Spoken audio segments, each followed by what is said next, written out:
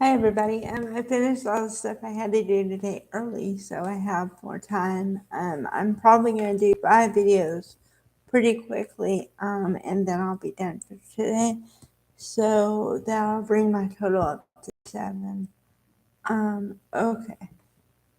So this one's about Edward Scissorhands, and I thought about doing a video about it before, and I saw a episode about Johnny Depp, so that brought it to mind. And also with Halloween being yesterday, I figured I could fit it in. I kind of wish I had found it before, but I'll do it today. Okay. So Edward Scissorhands is a movie made in 1990. I looked it up, and the synopsis is a gothic fantasy romance. Okay. It was written by Carolyn Thompson and directed by Tim Burton. Now, Tim Burton is the epitome of spooky, gothic, all that stuff.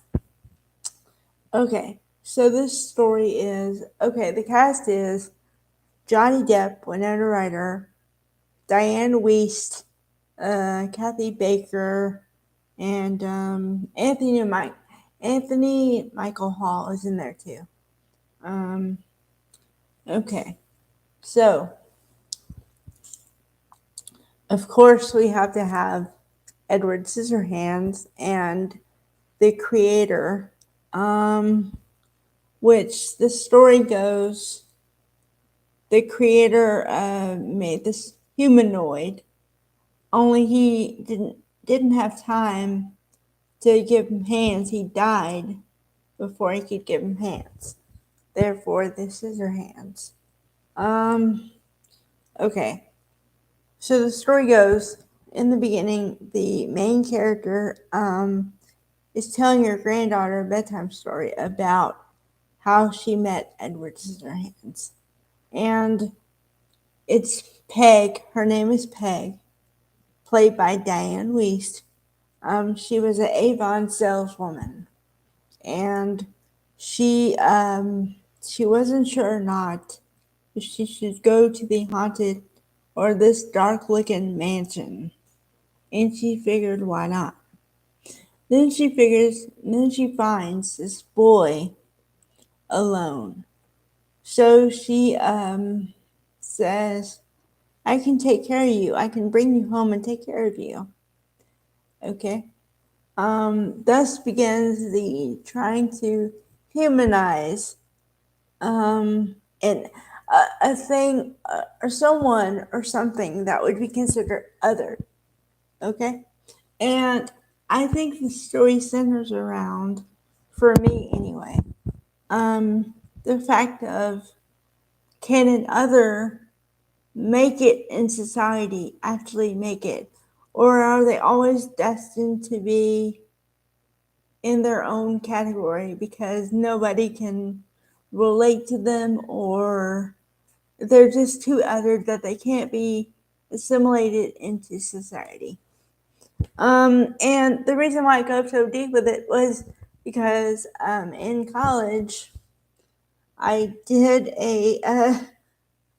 a report or something on Edward Scissorhands and the similarity of the cookie cutter houses and the people who dress like so and so, and then you have this thing um, that tries to assimilate, and he never really quite fits in. He tries, but he never really does, because when you get down to it, I mean, he's got scissors for hands, okay? So he can get a job, but, how do you exist? Because you can't get really close to somebody because, okay, say the simple act of giving someone a hug. If you have scissors for hands, you could cut them up, literally. So, and this goes into, the film goes into great detail about how that's not possible because, first of all, he starts off as kind of like the attraction of the neighborhood, and everyone's kind of curious about who the new house guest is. Then he turns into a hairdresser when he cuts all the women's hair. And then he turns into a his the husband of Peg uses him for first of all for kebabs, and then also to fix things, um, little mechanical things. So that's what I'm saying. He can kind of fit in, but he doesn't really fit in. But then the other side of it is Winona Ryder plays Kim, and Edward falls in love with Kim. However, they face the situation of you can't really have a romance when you're not the same. And I'm not talking about, okay, I'm not talking about like a racial difference, a cultural difference. I'm talking about different. And you're going to have to deal with scrutiny and people maybe looking at you differently, giving you comments and everything else. And can you really build a life like that? So I don't know. I would like to think yes, a little bit, because I'm different.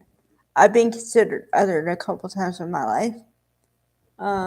You know, uh, but I don't know.